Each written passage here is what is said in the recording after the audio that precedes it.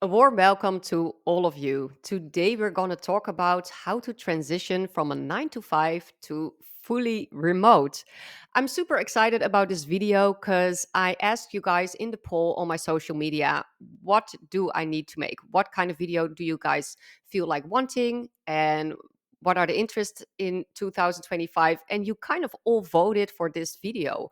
How do I transit if I still hold a job? How do I go remote and what steps do I need to take for that?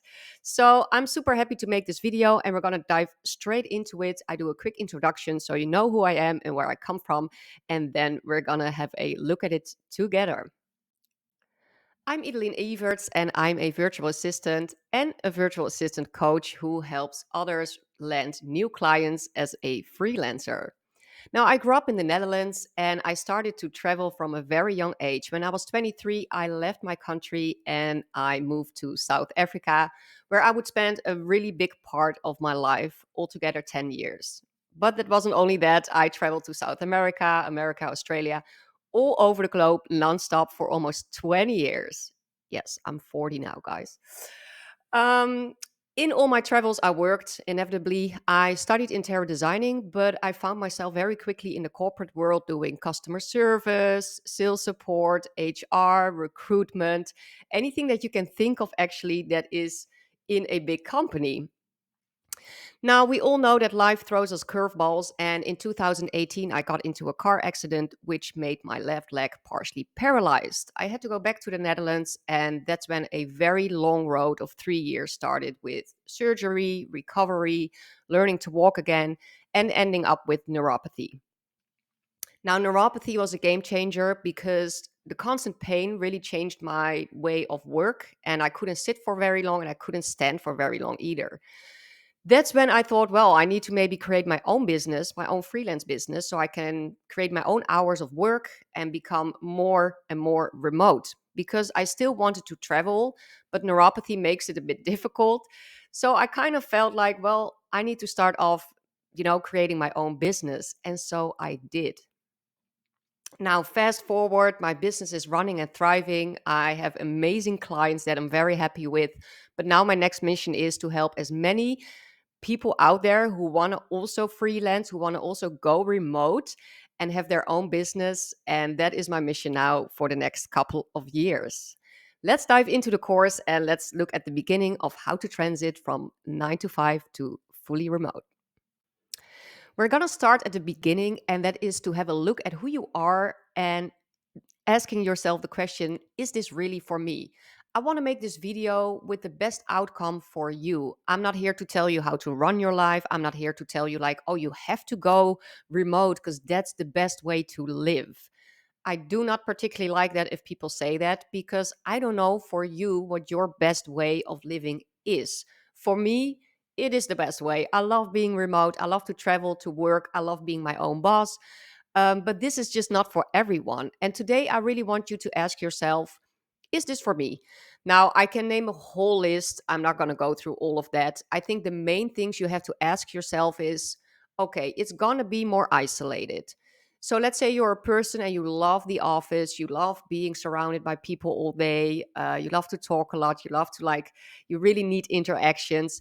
Then being a remote freelancer is going to be a bit lonely.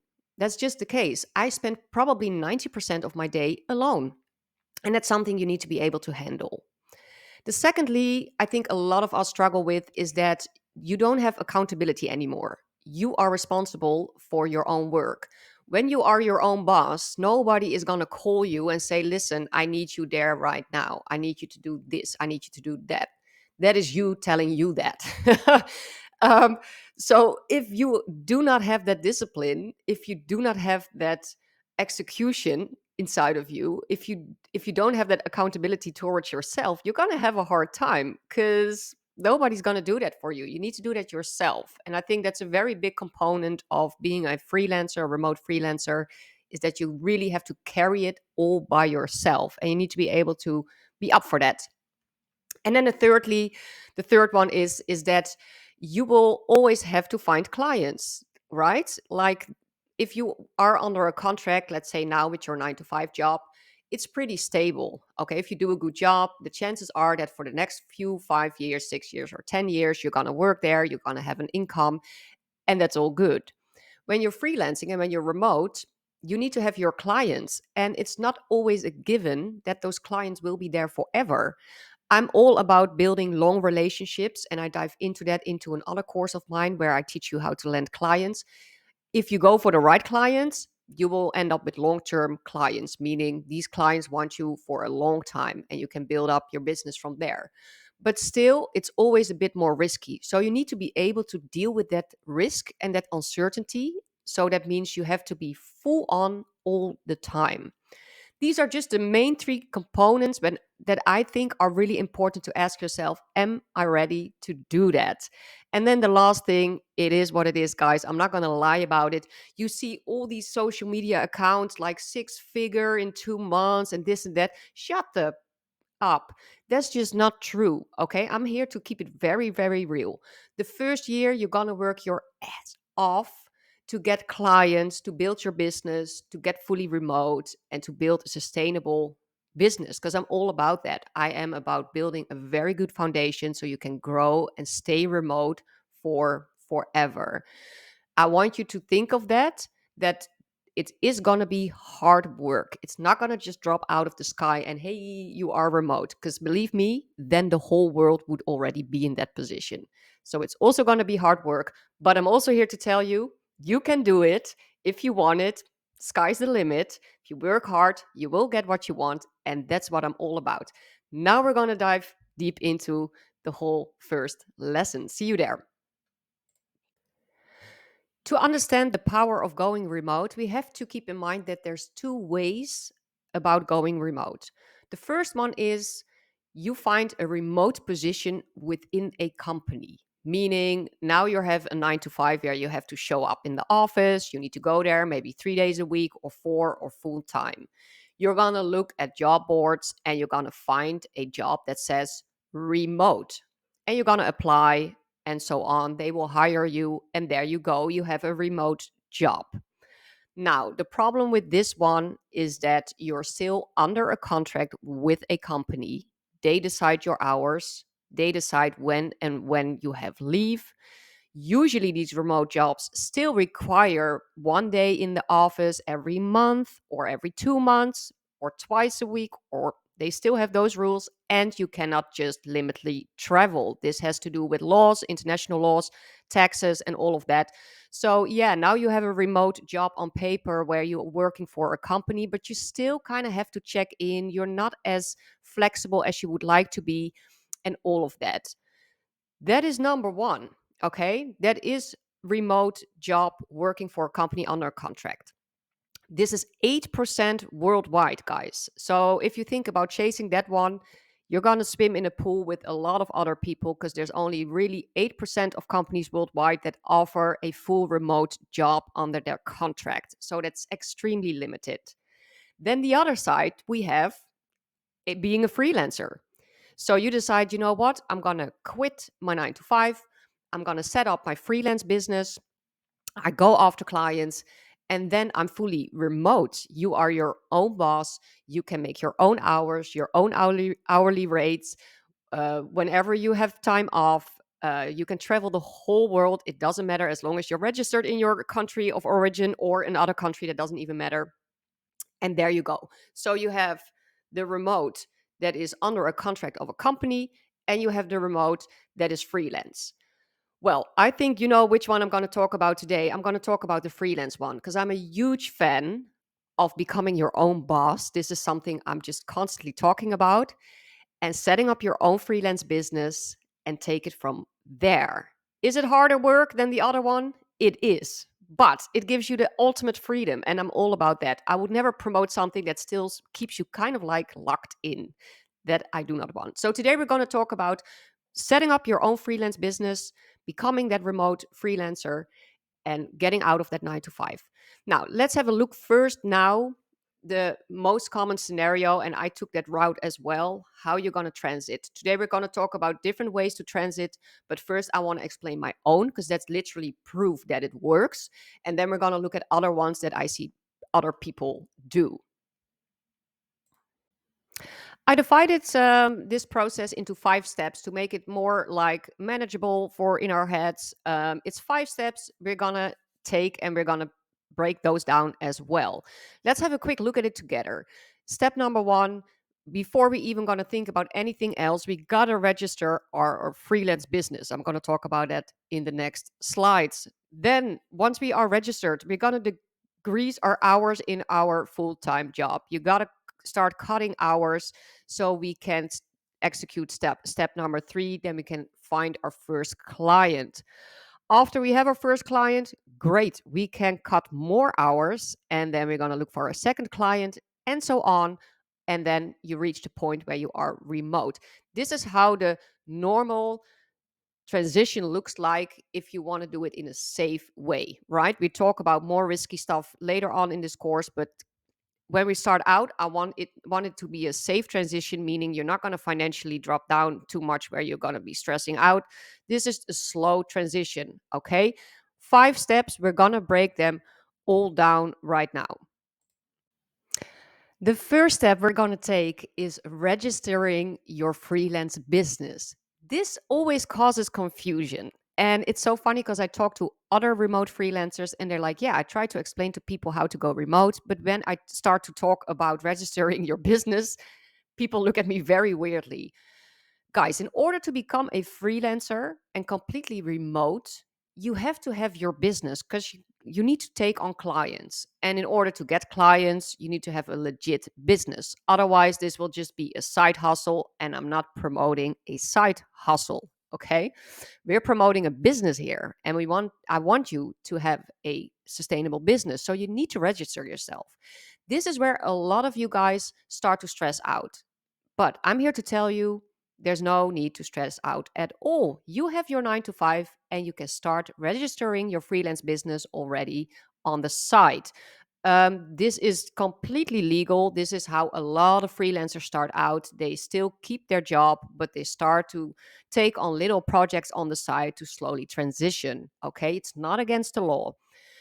Usually, registering an online business or a freelance business takes literally 2 hours of your life. And it maybe sounds complex, but these days it's extremely easy to just register a business. You're just gonna look at your government website, how to register my business, great, and you're going to follow the steps. I literally made a whole ebook about this, how to register your business, and you will get the links after this video so you can just go through them. I even have an Excel spreadsheet with that where you can just literally go through all the steps.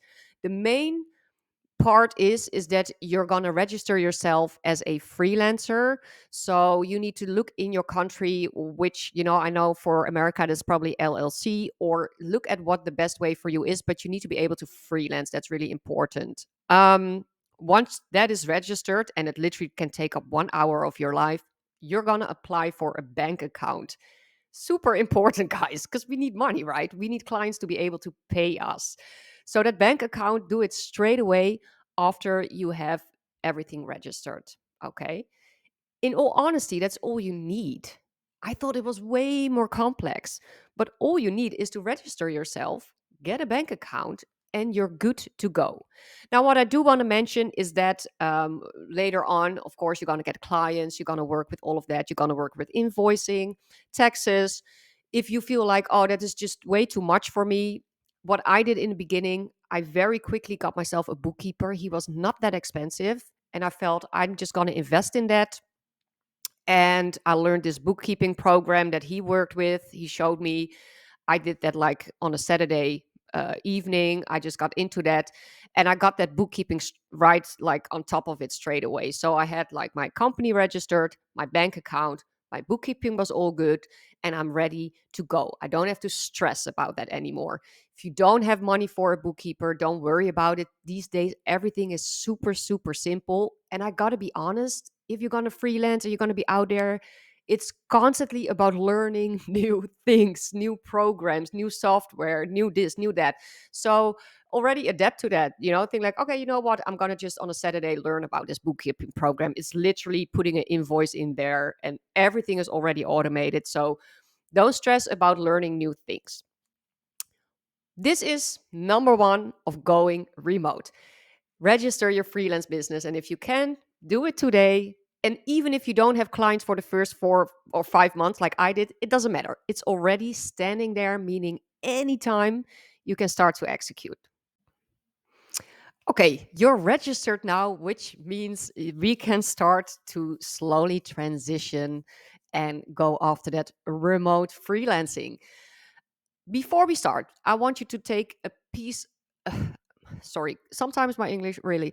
I want you to grab a piece of paper and a pen and write down your finances. Because the first step we're going to do is see how much money you need per month to just survive. And I want you to keep this to the bare minimum. Now, in my case, I'm alone, so that wasn't really that complicated. But let's say you have kids or you're a mom with like two kids, that's it, no husband. Yeah, that's going to look very different than me. Or you're having a very high mortgage that you need to pay off every month. So I want you to write down your finances and get a very clear understanding of what you need as a minimum per month to make it. Okay, I want you to cut out as many extensive expenses that you have.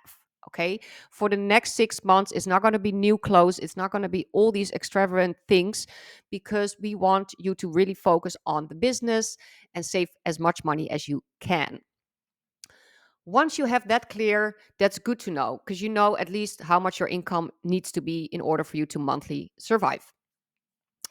We're going to look now at your current job, because the next step after that you've registered is you need to start to cut down in hours, right? Because we need to find clients for you in order to start to run your business.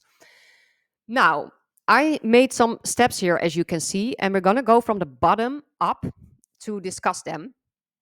As you can see, the first step is you got to decrease in hours. You got to start to talk to your manager and say, listen, I want to work less hours. Currently, I'm working 40 hours or 30 hours or whatever it is. I need a cut of 8 hours at least. Okay. That is the first step. Once you've set that up, you can start to look, number two, for your first client. So let's say I have a 40-hour job. I'm going to talk to my manager and say, like, listen, I want that to go to 30. And with that new hours free, I'm going to extensively look for a client. We're going to talk about clients later on in this video. This is super important because you need to free up time in order to go after those clients. All right. In this scenario, we're going to slowly transition. So once you found that first client, that's amazing. That's going to fill up your spot. And then you can actually go again to your boss and say, well, you know what? I want to cut another 10 hours. I want to only work 20 hours for you and 20 hours for myself as a freelancer. You're going to find that second client. And then after that, if you have enough income, you flip to complete freelance. I'm talking about this later on. This is the soft way, I call it, to transit. Okay, so you're gonna cut in hours in your job that you currently have. You're gonna fill it up with a new first client. Don't even think about 5 6 clients. Just think about, I need to get that first client to fill up a spot in my free time that I'm creating with my 9 to 5 job. This is super important, because if you're going to transit another way, I will talk about it later on, the more extreme ways, it's going to be super stressful. Okay, this is the least stressful way to transit. You're going to cut in hours, you're going to fill it up, you're going to cut again, you're going to fill it up until you have enough bankroll to say to your boss, okay, goodbye. I have 3 clients now, actually. That's enough for me to make it in the month. And that's why I wanted you to write down the finances that you needed in order when you can say, well, you know what, I make enough money now, I can quit. I give you my own example right now. Let's have a quick overview here of my own situation. I worked for 40 hours in a hotel per week. And when I registered my business as a freelancer, uh, I had no clients whatsoever, but I felt like I need to drop in time in order to start to look for clients. So I dropped 8 hours. I went to 32 hours and I started to network. I started to get the word out there, and I got little side hustles. Don't forget, in the beginning, and with side hustle, I mean it's still legit, it's still registered, but little things like I had like a photography shoot, I had some content writing, I had little things that friends and family, a website I made, that I could start to feel how it is to freelance. Okay. In the beginning, it's a very good idea to keep it low key, friends, family, stuff like that, little things. So you can just start to try it out. Once I started to get that feeling of it, I felt, good within myself. I felt like I can do this. You need that boost. You need that confidence. And I was starting to look for my first client extensively. I landed my first client after putting in a lot of work. And I felt like, wow, this is crazy. I got my first client. That feeling is amazing, guys. And I want you to go after that. And you deserve that because that is going to build the rest of your business. So I was still working in the hotel 32 hours. I got my first client. And then I went back and I said, well, listen, I want to cut in more hours. I want to work 24 hours at the hotel. And with those other hours, I'm going to look for other clients. Now, I didn't have a second client straight away. So I started to freelance myself out in the neighborhood to other things. I worked on a sheep farm. I worked as a nature guide just to get money in. Don't forget, guys, you're a freelancer. You can literally hire yourself out to any company out there. You can work in a restaurant, you can work in cleaning, you can do little things on the side to just financially make it. And I needed that because I couldn't find that second client straight away. So I did. I had little side things that I worked for as a freelancer, and it got me my income. And in the meantime, I was still looking for that second client. And I landed my second client the next month after. With that second client, because I wrote my finances down, I knew I'm making enough money now to pay my rent, to pay my food, insurance. Now I can drop the hotel. And I did. I dropped it. I said, listen, I'm out of here. Good luck with everything. I'm out. Okay. There I was, two clients, just making enough money to, still be secure. And now I had 24 hours free in my week to go after the rest of my clients. And I did, and I landed client number three, and client number four in the following months. Altogether, this took me 4 months, 5 months actually, to set that up. So you have a little timeline of how long that approximately took me. And then I was fully remote. This is how I want it for you to play out as well. Now I can already hear you saying, well, that yeah, okay, that is a scenario, but my boss will never let me cut my hours. Let's talk about that. I talk a lot with you guys and hear, well, my boss will never let me cut in hours. What do I do? All right, that's definitely a scenario. I think a lot of us have bosses who will just never let you go or, not stimulate. You're going to have a freelance business on the side. So here it comes down to perseverance, your motivation, your discipline, and starting to execute. Because now you need to make a decision, right? If your boss will never ever let you cut in hours, there's two ways to go about it. You're just going to use your free time, meaning your evenings and your weekends, to start looking for those first or second clients.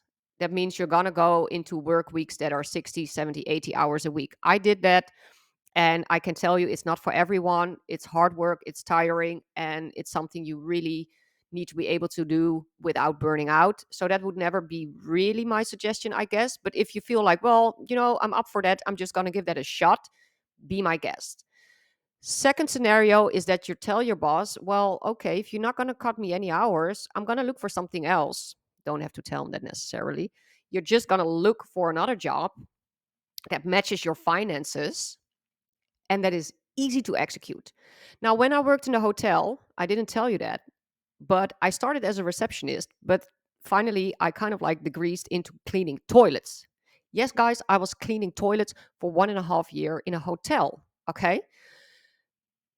With what I can do, that is crazy. But sometimes we need to do something in order to grow and to go after what we really need and want. Because that low key job I could actually use my mind to execute more complicated stuff. If you have a super complicated job already and you're setting up a business and you need to get clients, it's a lot, right?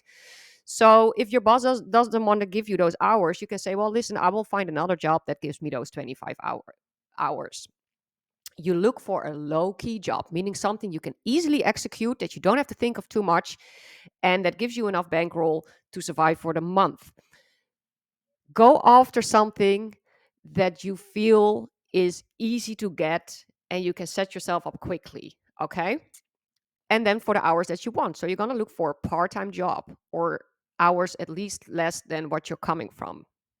Let's say you go after something that gives you 25 hours or 30 hours a week, you're going to repeat the process. Now you have a job with only 30 hours a week or 25, and you're going to look for those clients and get those clients in. And once you have enough clients, you're going to drop that other job. This is the only way for me, what I've seen, how you can do it when your boss doesn't want to give you any cuts in hours. You're just going to look for a job with less hours. Okay. That is the scenario. And you're just going to repeat the same process over like we did with when your boss can give you those cuts in hours. You're just going to constantly cut hours, fill it up with a client, cut hours, fill it up with the client. Right. We have a quick recap now because what we discussed to go fully remote is the first thing we need to do is register your freelance business. Get it out of the way, do it as fast as you can. Amazing, because that already gives you a boost to go remote. Secondly, we're gonna cut hours in your current job. We had two scenarios. One, you're gonna slowly transit and you're just gonna cut hours because you have an amazing boss and he allows you to do that. With those free hours, you're gonna fill it up with your first client. If that's not the case and you have a boss that is still stuck in 1900 and doesn't want to give you any less hours, you're just gonna drop that and look for a job that is more low key, easy to execute, and with hours that you are looking for, 25, max 30, and you're gonna start looking for clients. Cool. Now, step number three is we do need to find those clients, right? And this is something that I created a whole online course for because I cannot explain this just in 10 minutes. It actually took me 6 hours to really explain it properly. Because as a former recruiter, I've tested the VA market and it is not the same as if you would apply for a normal job in an office or for a big company. This is what I was used to for like 30 years long, and I could do it blindly, literally. But now you're a freelancer and it takes a whole different approach to find clients. This is a very different ball game than just applying to a job you see online and they ask for this and this and that and then you're going to apply and all that stuff. This is different. But I wrote down 5 little steps already to talk to with you today. And if you are really interested in landing clients, because this is the biggest, most important part of becoming completely remote, I will link you through my course later on. First, you need to define your niche. What are you going to do here? Who are you? What is your personality? What do you like doing? Because we need to know what your services are gonna be. For me, as a remote freelancer, my services are very creative. So social media management, content writing, web design, photography. But I also have an analytical side. So I do CRM, customer service, relationship management. I do automations, big one. Everything is going to get automated. So if you're into that, amazing. Um, but I also do general admin for CEOs, for startups. You got to define your services in order to attract clients. Nobody's going to want to work with you if that's not clear. All right. I can talk so long about this. The same counts for your pricing. How much are you going to be per hour? What are you going to charge? Are you going to charge packages? Are you going to charge hourly rates? In order to get clients, it's very important that you are very secure about what you're offering. Let's say you need a new iPhone, and there's two shops. There's an iPhone store, and there's a store where you walk in and they sell cars, they sell clothes, they sell groceries. Oh, and they also in the corner sell some iPhones. Which shop are you going to pick? You're probably going to pick the iPhone store because unconsciously you're going to think, well, they know what they're talking about because they have those iPhones. They only sell those iPhones. They must know a lot about it. The same counts for your services, okay? The more you can niche that down, the more you can say, well, this is really what I'm good at. This is what it's going to cost you. This is my website. And here you can see I break it down for you. People and clients are going to feel like, okay, she knows or he knows what he's talking about. I'm going to go after that. So, after your niche, your services, and pricing, it's super important you also become visible to your clients. I'll never forget, but when I first started out and I launched my business and all of that, I was waiting to get emails, but nobody knows about you. Okay. Even if you put your website up, nobody knows your website. You gotta really become visible to clients. You gotta have a LinkedIn profile. So many remote freelancers do not have LinkedIn. I'm like, how? Like, you need to be able to be visible to clients. Get a website, get LinkedIn, get your socials in order. Make sure people can find you and see that you are very serious about your business. All right. Now, I have literally 12 tools that I created in my online course that all dive deeper into this, because landing clients is just a very strategic process. And it's actually not as complicated as it sounds. You just need to know how to do it. And once you know how to do it, you get client after client after client. That happened to me. And this is not saying like, oh, I'm the best, but I do know how to get those clients from my previous background in recruitment, but also testing this year the VA market and really understanding like, okay, this is what CAOs look for. This is what freelancers should do and shouldn't do. So, this is a very important part of going remote, the most important part. Now, we talked about it before, but step 4 is cut more hours and go for after your second client. So we started off with registering your business, then cutting hours, go after your first client. Then once you have your first client, you're gonna be here. You're going to cut more hours and go after that second client. So you will see this circle is just constantly repeating. And the fact that I'm bringing it up again is because sometimes people get stuck after that first client. It's like, yeah, okay, I have my first client now. Oh my God. Oh my. Okay, great. What do I do now? You're just going to repeat the process again. All right. This is very important. You start to constantly create that momentum after your first client. Don't sit like that and just chill and then think the world is going to be just coming to you because you have your first client. No, your second client is as hard work as it is as your first, but now you have the confidence. Now you got the feel of it. So now your second client is actually luring around that corner, waiting for you to approach them. This is the process. And on the next slide, I'm going to quickly dive into some stuff that I still want to mention for you in order to financially make it, this whole process. And then we're going to look into other scenarios. So now we really looked into like slowly transition from your 9 to 5 to fully remote. But there are some other ways to do it. They're more extreme. I'm not like a huge fan of promoting it. But if you're like me, you're a risk taker and you can do it, then go for it. So let's have a look at it together. I quickly want to tap into this one again. I mentioned it briefly, but things you probably didn't know. As a freelancer, you can literally just work anywhere. Once you register yourself, the government is going to ask, well, what kind of services are you providing? Okay. And usually you can name up to like 10 or 12 services you provide. So you can say, well, I'm doing admin, I'm doing virtual assistancy, I'm doing web design, but I also want to, freelance in a restaurant, cleaning, other sites, jobs that you can do as a freelancer. Just register and name them as your service, because then you can go to, let's say, a restaurant or a cleaning company or anything you can grab your hands on easily to make some money. Okay. At one point, I think I had like 5 hustles on this. I had the hotel. I was cleaning in the hotel. I had my first client as a VA. I was working in the cheese farm. I was doing nature guidance. I was doing so many things in the same time just to make it financially.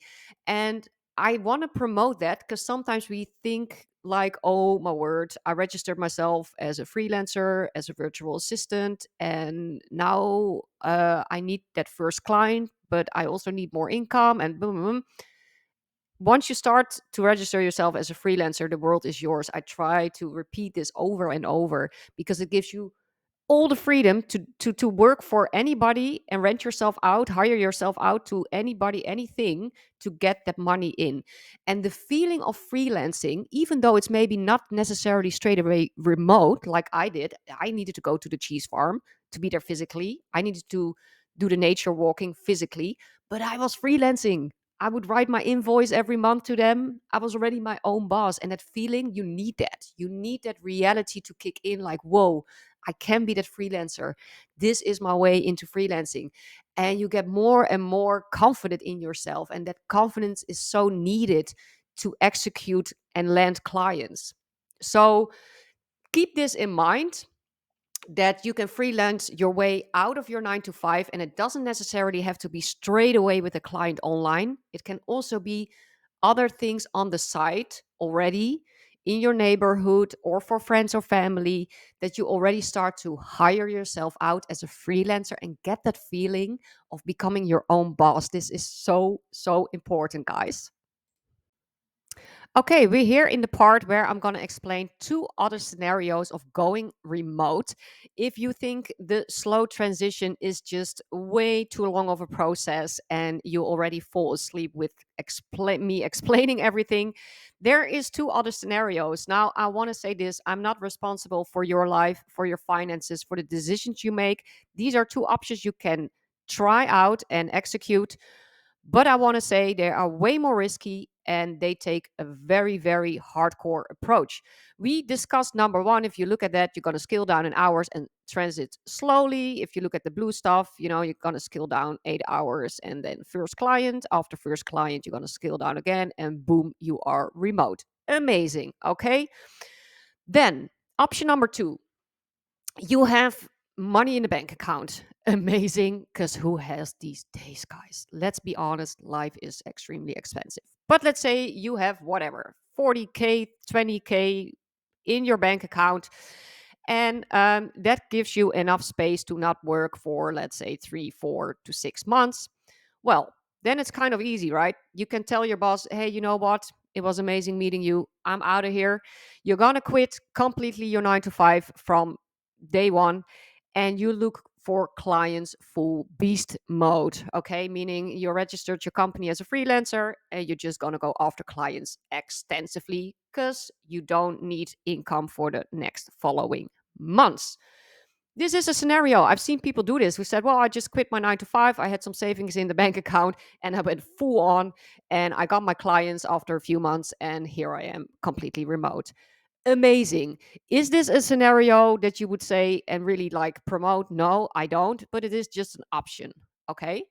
Then we have the in between option where you have some money saved. Okay. But it's just not enough to completely cut off straight away. So then you're kind of like going look for a first client to kind of top that on top of your salary. And I've seen people then after a first client quit their 9 to 5. So they have enough money, not this the second scenario where they have that much money they can just fully quit their 9 to 5, but after a first client, they can cut their 9 to 5. And then you see that they use their saved money in the meantime, and then they look for more clients and then they go remote. That is the in between. The third one is kind of like in between. The second one is beast mode, and the first one is just the best way, I would say, to go remote because there's no stress in the game. Just have a look at this and see what suits you best. I would always constantly say the same thing. Pick out what suits you best as a person, what suits you best as your status at the moment, your family, or you're married or you have kids. What are your responsibilities? How much energy do you have? Can you handle stress? Can you handle this? Can you handle that? It has to suit you. Okay. What suits you best, you're gonna opt in for that, and then you're gonna make that transition. All right, let's talk a little bit more about a recap what we discussed today, how you can take it from today forward, and some questions that has been asked. All right, let's do a little recap, guys, because we're kind of coming to the end of this video. And I hope you really got out of it what you thought it would be, or maybe you learned new things, or maybe you're super shocked. But let's discuss quickly the steps. Number one, we're gonna register your business. Guys, do it. Think of a name, think of your services, what you're going to offer, and register your business to really go remote. Okay. No stress there if you don't find clients straight away. No stress, people. Okay. Number two, you're going to talk to your boss and you're going to say, listen, I want to cut down in some hours. I do want to mention that you do not necessarily have to tell your boss you started a freelance business. I had a boss who understood, but there's a lot out there who won't. So please kind of like judge for yourself if you're going to tell or not. And otherwise, you're just going to set up your freelance business without your boss knowing it. That's perfectly fine. We had the scenario where you have a grumpy boss and they don't want you to cut any hours. Then quit your job anyway. First, you're going to look for a low key job that you can easily execute. Then you're going to quit so you can start to look for clients. Okay. And you're going to repeat this process over and over. You're going to cut hours, fill it up with the client, cut hours, fill it up with the client. Now, we also discussed that you can do way more things as a freelancer than only look for the online client. If you still need some bankroll in the meantime, just freelance in your neighborhood, hire yourself out to anywhere you can in order to already feel that freelance vibe. Okay. That is so, so important. Now, like I said before, clients are the heart of your business. You need them in order to run your business to become completely remote because without clients, you're just going to be stuck in that 9 to 5. All right. Now, I made a whole online course about this because I got so many questions. And at one point, I felt like I don't have the time anymore. It's so complex to explain in one line how to get them. As you can see here, this is my course, the Client Magnet Code. And it's literally everything that I've tested this year for freelancers on the market, how to get those clients, what's involved, what needs to be executed, how it's different from applying to a normal job. And I came up with this code, and I gotta say, it is really, really helpful in landing clients. Now, especially this month, I'm giving a 15% discount on this online course, which only now is costing you $37. And you get the whole course, 6 hour video, tools, templates, everything. You don't even have to think anymore. You can go after those clients blindly with executing all these tools. In my link in Instagram, if you just go to my Instagram page, there is a link. If you click on that, you will go like straight away to the course. You will see everything that's included. You will see some reviews, other VAs, other freelancers who already took up the course that telling you about their results. And it is there, it's out there. So go and have a look. Guys, I thank you so much for this. I hope I have inspired a lot of you to go remote this year. Keep me updated, drop a DM, let me know what you think of the video. Let me know if you have any questions. And I can't wait to hear about all of your success stories.